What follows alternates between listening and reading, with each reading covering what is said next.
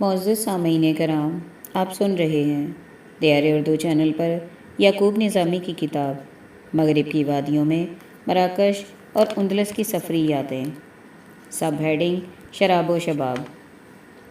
جب جہاز بلندی پر پہنچا تو فضائی میزبانوں نے ہوائی جہاز کی ہٹی کھول کر چیزیں فروخت کرنی شروع کیں۔ گرما گرم چائے، coffee, cappuccino, ice cream, cold drink, بلکہ سرور بخش مشروب سب کچھ فروخت ہونے لگا۔ کھانے پینے کے جو نشے پی آئی اے اور دوسری بین الاقوامی ایئر لائن میں ہوتے ہیں وہ اندرون یورپ میں یہاں کھانا اور پینا سب کچھ میسر ہے۔ کھانے پینے کے جو نشے پی آئی اے اور دوسری بین الاقوامی ایئر لائن میں ہوتے ہیں وہ اندرون یورپ میں نہیں۔ یہاں کھانا اور پینا سب کچھ میسر ہے لیکن مفت نہیں۔ جس نے جو بھی کھانا ہو وہ خرید سکتا ہے۔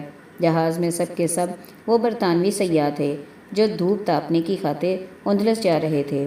ہمارے دائیں طرف والی نشست پر دو شیزگان فرنگ تھیں جنہوں نے کچھ اس قسم کا لباس زیب تن کیا ہوا تھا کہ ان کی کوئی چیز مخفی نہیں تھی، سب کچھ روزے روشن کی طرح عیاں تھا، بلکہ کمزور ایمان والوں کے دلوں پر ڈاکے ڈال رہا تھا۔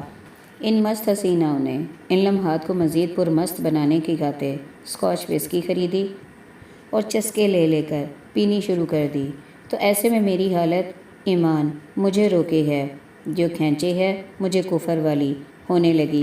بیگم معاملے کو جانچ گئی۔ ویسے بھی اسے علم ہے کہ گوریاں جب شراب پی کر خور مستیاں کرتی ہیں تو اس سے اہل ایمان کو سخت خطرہ لاحق ہو سکتا ہے۔ کچھ یہی سبب ہوا کہ بیگم نے بڑے پیار سے کہا، نظامی صاحب آپ جہاز کی کھڑکی والی نشست پر بیٹھیں تاکہ آپ جہاز کے باہر کے مناظر دیکھ سکیں۔ بیگم کا مکھن میں لپیٹا یہ حکم نامہ مجھے بالکل پسند نہ آیا۔ اس وقت مجھے بیرون کی بجائے جہاز کے اندرونی مناظر میں زیادہ دلچسپی تھی، لیکن تاڑنے والے قیامت کی نظر رکھتے ہیں۔ چنانچہ دور اندیش بیگم نے مجھے کھڑکی والی نشست دی اور خود دوسری جانب بیٹھ گئی۔ اس دوران جب فضائی میزبان لڑکیاں اشیاء فروخت کرنے آئیں تو بیگم نے جھٹ پیسے نکالے اور سینڈوچ، کولڈ ڈرنک اور کچھ چاکلیٹ خرید کر مجھے دے کر حکم نمبر 2 جاری کیا کہ اب آپ چاکلیٹ کھائیں اور نظریں نیچی رکھ کر اللہ اللہ کریں، آپ کی عمر اور حالات کا بھی یہی تقاضا ہے۔ بیگم نے مجھے جنت کا راستہ دکھایا۔ اس دوران فضائی دکاندار لڑکیاں خالصتاً تجارتی مسکراہٹ ہونٹوں پر بکھیر کر اشیاء فروخت کرنے کی کوشش کرتی رہیں، لیکن میں حکم حاکم مرگ مفاجات کے عمل سے دوچار تھا۔ میری آزادی کی باغ دوڑ میری ہم نشین پروفیسر خاتون کے ہاتھ میں تھی۔ ایسے میں مرزا غالب کو یاد کرتا رہا جو اسی طرح کی کسی صورتحال سے دوچار ہوئے اور کہا، ان پری زادوں سے لیں گے خلد میں ہم انتقام، قدرت حق سے یہی حوریں اگر واں ہو گئیں۔ برطانیہ سے جہاز نے اڑان لی تو مڈ لینڈ کے اوپر سے ہوتا ہوا مشہور زمانہ یونیورسٹی آکسفورڈ کے اوپر سے پرواز کرتا جب ڈیون کے قریب سے انگلش چینل میں داخل ہوا تو وہاں سے دائیں مڑ کر سمندر کے اوپر سفر کرنے لگا۔ اب ہمارے دائیں طرف برطانیہ عظمیٰ اور اس کے جزائر تھے اور بائیں طرف فرانس۔ یوں ہی سفر کرتے کوئی 2.5 گھنٹے بعد ہم اندلس کی حدود میں داخل ہوئے تو جہاز نے اندلس کے برف پوش پربت بہت واضح اور خوبصورت نظر آنے لگے۔ پھر آہستہ آہستہ پہاڑ میدانوں میں اور اندلس کے اس نکڑ پر جا پہنچے جہاں نیچے جبرالٹر اور اس پار شمالی افریقہ کا ملک مراکش المملکۃ المغرب نظر آنے لگا۔ یہ نظارہ اس قدر خوبصورت تھا کہ فضائی میزبان لڑکیاں دوڑ دوڑ کر پائلٹ کے کیبن سے یہ منظر دیکھنے لگیں۔ ابھی ہم یورپ کا آخری کنارہ بحیرہ روم اور اس پار افریقہ کی جھلک دیکھ رہے تھے کہ پائلٹ نے اعلان کر دیا کہ تھوڑی دیر میں ہم مالٹا کے ہوائی اڈے پر اترنے والے ہیں، اپنے اپنے سیٹ بیلٹ باندھ لیجئے۔ ہم نے حکم کی تعمیل کی۔ ٹھیک 3 گھنٹے کی پرواز کے بعد جہاز اندلس کی سرزمین پر اتر گیا۔ سب ہیڈنگ مالٹا کا ہوائی اڈہ۔ سب ہیڈنگ مالٹا کا ہوائی اڈہ۔ یہ دوسرا موقع تھا کہ میں مالٹا کے ہوائی اڈے پر اترا۔ پہلی بار دوستوں کے ساتھ یہ سفر کیا تھا، لیکن اس بار معاملہ مختلف تھا۔ میرے ساتھ بیگم اور وہ بھی پروفیسر۔ ویسے تو پروفیسر بہت اچھے ہوتے ہیں لیکن یہ بھولتے بہت ہیں۔ اسی بھول کے خوف سے بیگم نے مجھے کچھ اس طرح کا عام لاک کیا جس طرح مشہور زمانہ جاپانی پہلوان انوکی نے پاکستانی پہلوان اکرم المعروف اکی کو عام لاک کر کے شکست دی تھی۔ ویسے یہ سچ بھی ہے کہ یورپی خواتین اکثر مردوں کو عام لاک کے ذریعے ہی قابو کرتی ہیں۔ آپ یورپ میں جہاں بھی جائیں عورتوں نے اپنے چاہنے والوں کو اسی طریقے سے قابو میں رکھا ہوتا ہے۔ یورپی سیاح اندرونی کہانی جانے بغیر ہمیں دیکھ کر سمجھ رہے تھے کہ یہ ایشیائی جوڑا بہت ہی ماڈرن، رومانی اور یورپی خیالات رکھتا ہے، جو پیار و محبت کی ڈوری میں بندھے ساتھ ساتھ چل رہے ہیں۔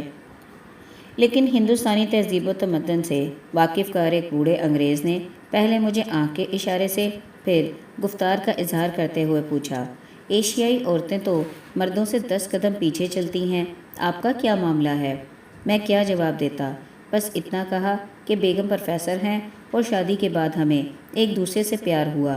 اس پر بوڑھے انگریز نے کہا لگایا اور کہا، عجیب بات ہے، ہم گورے پہلے پیار کی پینگیں ڈالتے ہیں، پھر سال 2 سال اور بعض اوقات 10 سال تک ایک دوسرے کا بھنورے کی طرح رس چوستے چوستے جب تھک جاتے ہیں تب شادی کرتے ہیں، جبکہ آپ نے پیار و محبت کیے بغیر شادی کی اور پھر دام محبت میں گرفتار ہوئے۔ آپ کا یہ فلسفہ سمجھ سے بالا ہے۔ میں نے جواب دیا، میں بھنورا نہیں بلکہ اشرف المخلوق ہوں، اور پھر مشرق مشرق ہے اور مغرب مغرب، جن کا کبھی بھی ملاپ نہیں ہو سکتا۔ اس پر گورا کھسیانی ہنسی ہنسا اور بات کا رخ بدل دیا۔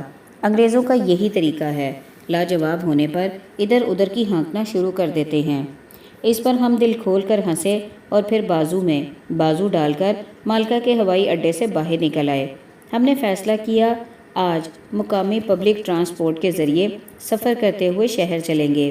بیگم نے کسی کتاب میں پڑھا تھا کہ مالکا میں ٹیکسی بہت مہنگی ہے، جو ہوائی اڈے سے شہر تک 50 یورو یعنی 6,000 روپے لیتی ہے۔ بیگم نے بھی بس کو ترجیح دی تو ہم ہوائی اڈے کے پبلک ٹرانسپورٹ ٹکٹ آفس گئے، جہاں سے 6 یورو میں بس کے 2 ٹکٹ خریدے۔ کاؤنٹر والی لڑکی نے مشورہ دیا کہ باہر بس اسٹاپ پر کھڑے ہو جائیں، ابھی بس نمبر A75 آنے والی ہے، جو 15 منٹ کے بعد آکی اور مسافر لے کر چلی جاتی ہے۔ ہم نے ٹکٹ خریدے اور بس اسٹینڈ پر ابھی کھڑے ہی ہوئے تھے کہ بس آ گئی۔ بس انتہائی نفیس اور صاف ستھری تھی، رش بھی زیادہ نہیں تھا۔ بس وہی ہماری ہم سفر دوشیزگانے فرنگ، جنہوں نے اپنا اپنا سامان کندھوں پر اٹھا رکھا تھا۔ بس میں انہیں کچھ یورپی مستنڈے نوجوان بھی مل گئے، جس سے ان کی رنگین جوانیوں میں مزید رنگ بھرنے لگا۔ ان کے چہرے گلاب کی طرح کھل اٹھے تو مجھے اپنی خفتہ امیدوں پر پانی پھرتا نظر آیا۔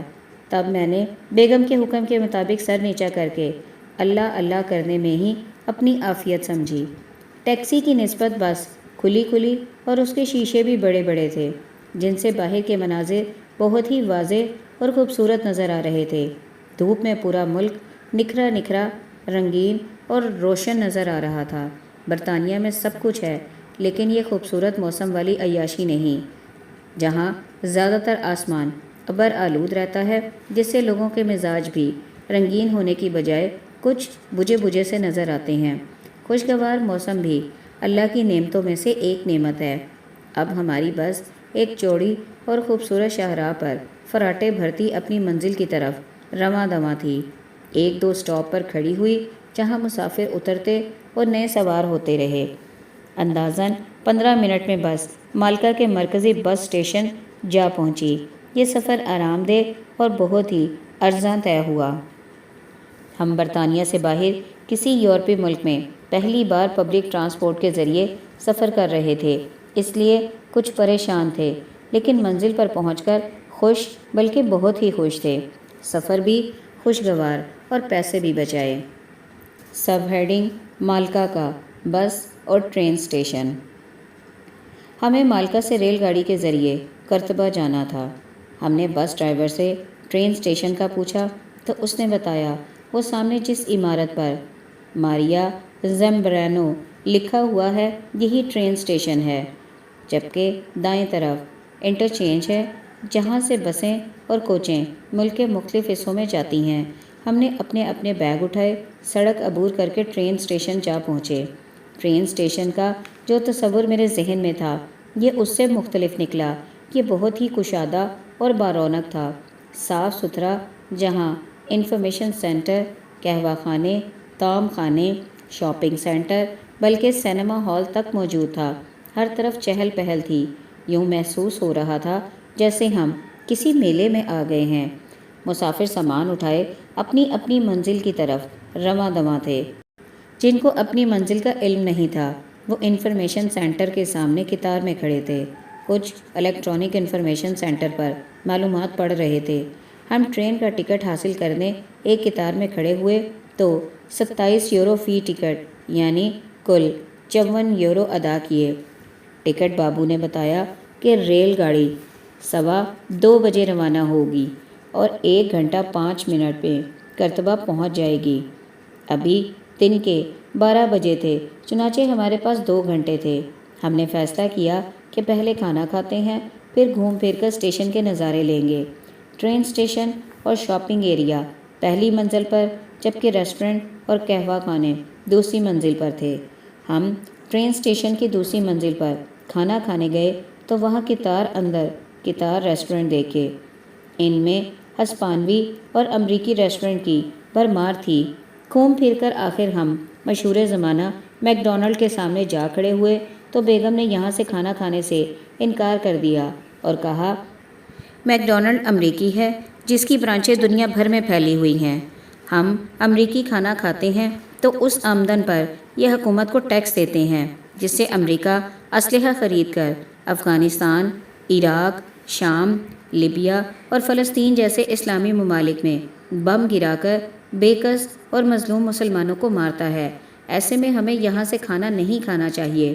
میں نے بیگم کی سنی اور ایک اطالوی ریسٹورنٹ سے کھانا کھایا، لیکن چائے نہیں پی۔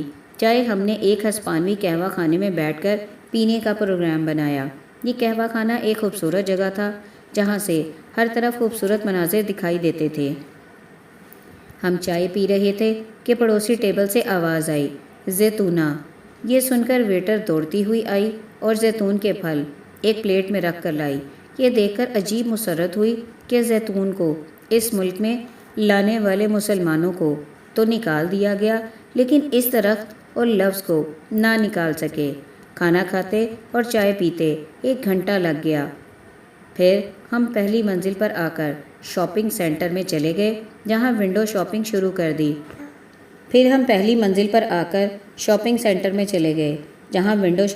کر دی۔ ہمیں خریدنا کچھ بھی نہیں تھا، صرف یہاں کی اشیاء اور قیمتیں معلوم کرنی تھیں۔ گھوم پھر کر ہم اس نتیجے پر پہنچے کہ برطانیہ اور اندلس میں قیمتوں میں کوئی فرق نہیں۔